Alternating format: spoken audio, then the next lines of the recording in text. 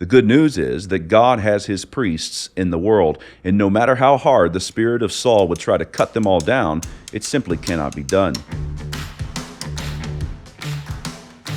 The neo-paganism that crops up all around us would have a world in which there are no priests. Now, this is an imaginary world, for you can desire a world in which there are no priests, but you cannot actually make a world in which there are no priests. Jesus will not take off his high priestly garments simply because an unbeliever wants him to. He is the high priest who remains and cannot be cut down.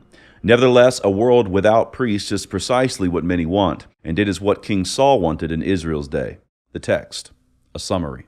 In 1 Samuel chapter 22, we hear the story of Saul cutting down Israel's priests. David was on the run, and 400 men gathered to him in the cave of Adullam. Saul was playing the victim, whining about his men not feeling sorry for him. Verse 8.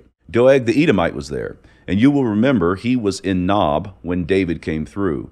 Doeg saw Ahimelech give David provisions, and he took this opportunity to curry favor with King Saul. King Saul called Ahimelech and did not believe Ahimelech's claim that he was innocent in the matter with David. Saul then commanded his servants to strike down the priests, verse 17, but they would not. So Saul commanded Doeg to strike down the priests, and Doeg did. He murdered 85 priests and struck Nob, the city of the priests. Saul murdered the men, women, children, and nursing infants in Nob, along with the oxen, donkeys, and sheep. Saul was a man of the earth. Better yet, he was a man only of the earth. We should enjoy the earth. God made it, and he made it good. But we should live on earth through the mediator, through the one who connects us to the God of heaven. Saul left off heaven and operated like a cutthroat politician. The good news is that God has his priests in the world, and no matter how hard the spirit of Saul would try to cut them all down, it simply cannot be done. This hope is signaled to us in verse 20. It tells us that Saul failed to kill one of the sons of Ahimelech.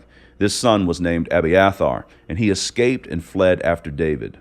The priests remain. And the same is true today. Not only is Christ our great high priest, but the church of God is a royal priesthood on earth. 1 Peter chapter 2, verse 9. We witness to a world that is cut off from their Creator, and we testify to them that there is indeed a God in heaven. And our declaration to the world is this: be reconciled to God. Before I go, I want to let you know about my page on Canon Press. You can watch all of the Reformation and Revival videos there, and you can see a list of my favorite Canon Plus content. You can also get access to resources from Doug Wilson, Toby Sumter, and others. Just click the link in the description and take a look around.